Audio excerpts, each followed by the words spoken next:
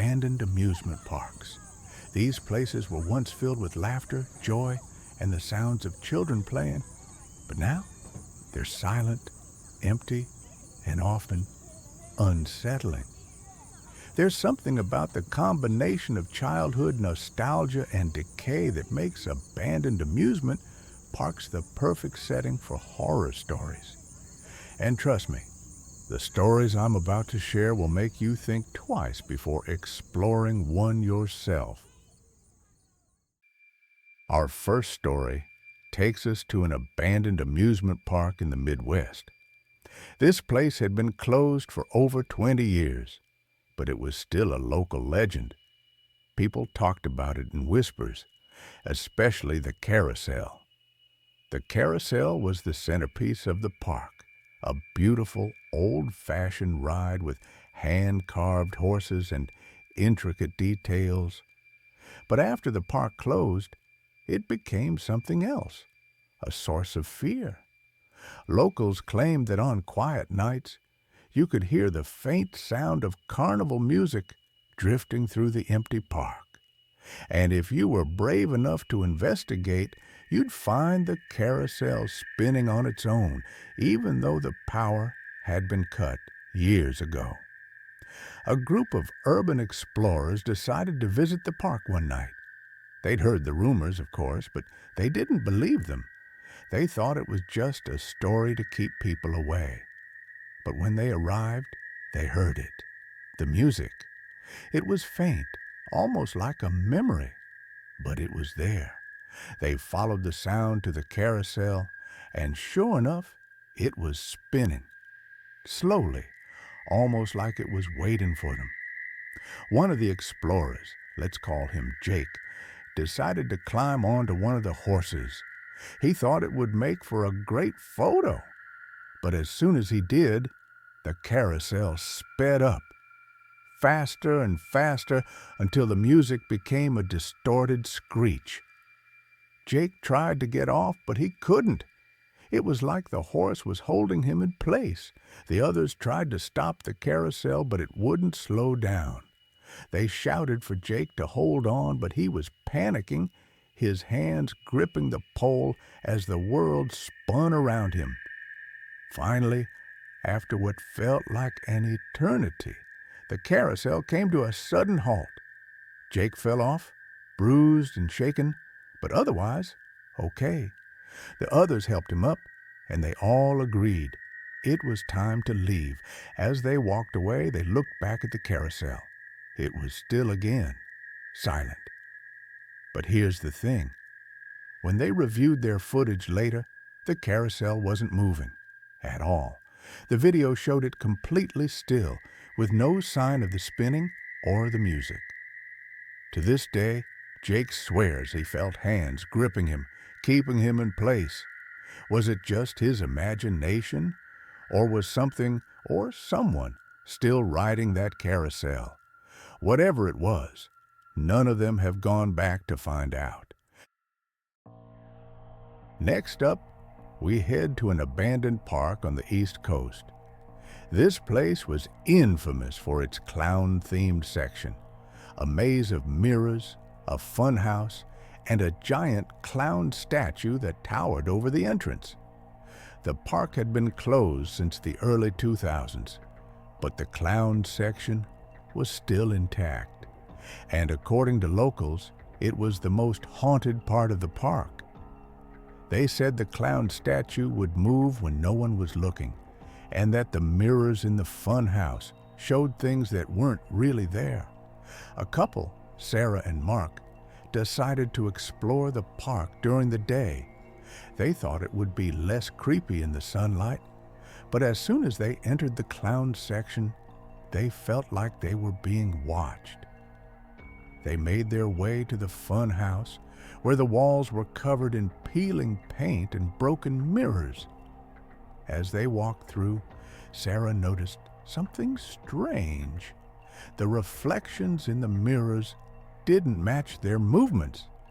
It was like they were being followed. When they reached the center of the fun house, they saw it, the giant clown statue. Its eyes seemed to follow them as they moved. Mark joked about it, but Sarah couldn't shake the feeling that something was wrong. As they left the funhouse, they heard laughter, deep, guttural laughter that didn't sound human. They turned around, and the clown statue was gone. In its place was a single balloon floating in the air. They ran out of the park and never looked back. But here's the kicker. When they got home, they found a photo in their camera roll. It was a selfie they'd taken in the fun house, and in the background, barely visible in the broken mirrors, was the clown, watching them. Sarah still has that photo.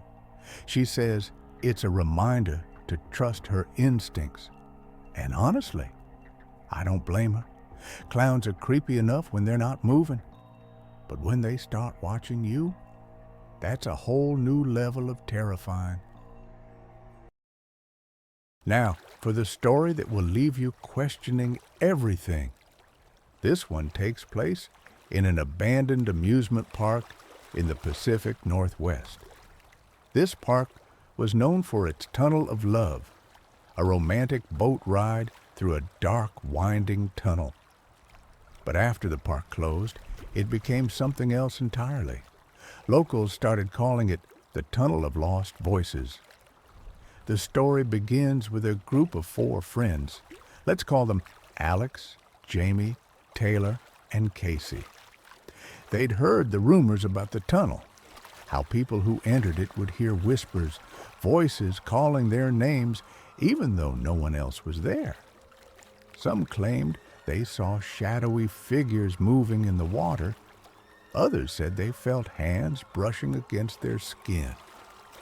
The friends decided to visit the park at night, armed with flashlights and cameras. They were skeptical, of course, but curious.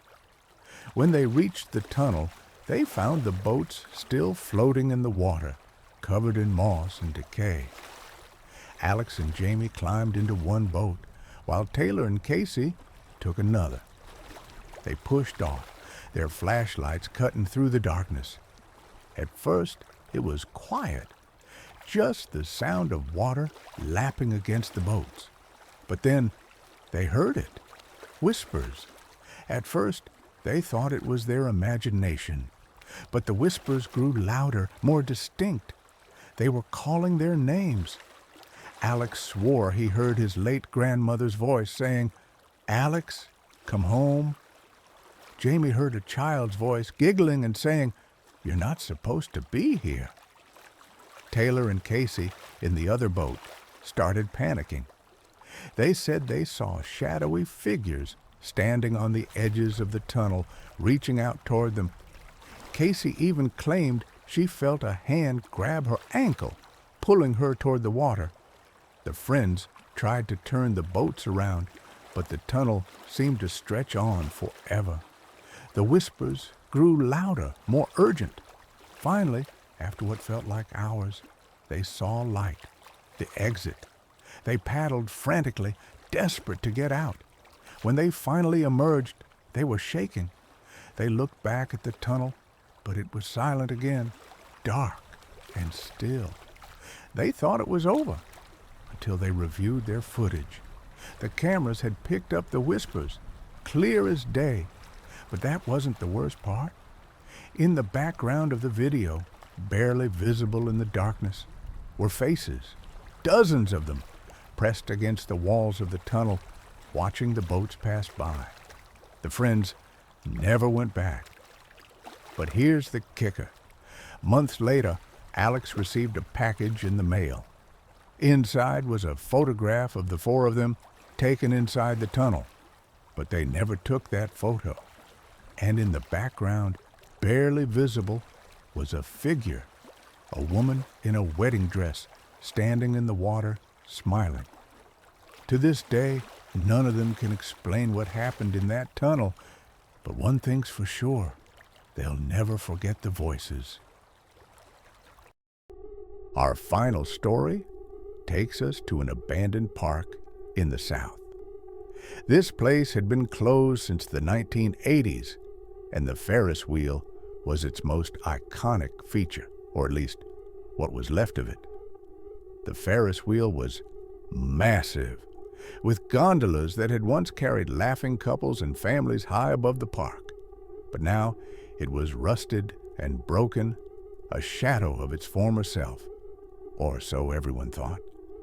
A group of friends decided to visit the park at night. They'd heard rumors about the Ferris wheel, how it would sometimes light up and start moving even though the park had no power. They thought it was just a local legend, but they wanted to see for themselves. When they arrived, the park was completely dark, except for the Ferris wheel. It was lit up, every bulb glowing brightly, and it was moving, slowly, almost like it was inviting them to ride. One of the friends, let's call her Emma, decided to climb onto one of the gondolas. She thought it would be fun, a way to prove that the rumors were just stories. But as soon as she did, the Ferris wheel sped up, faster and faster, until the lights became a blur. The others tried to stop it, but it was like the controls were locked. They shouted for Emma to hold on, but she was screaming, her hands gripping the sides of the gondola as it swung wildly. Finally, after what felt like hours, the Ferris wheel slowed down. Emma got off, pale and trembling. She said she'd seen something while she was up there, a figure standing at the top of the Ferris wheel, watching her. As they left the park, they looked back. The Ferris wheel was dark again, silent. But here's the thing. When they checked their footage later, the Ferris wheel wasn't moving at all. Emma still has nightmares about that night. And the others? They've never gone back to an abandoned park since. Have you ever explored an abandoned amusement park? Or maybe you've had your own eerie experience? Let me know in the comments below. I'd love to hear your stories. If you enjoyed this video, don't forget to like, subscribe, and hit that notification bell for more true horror stories. Thanks for watching, and remember, sometimes the scariest things are the ones we can't explain. I'll see you in the next one.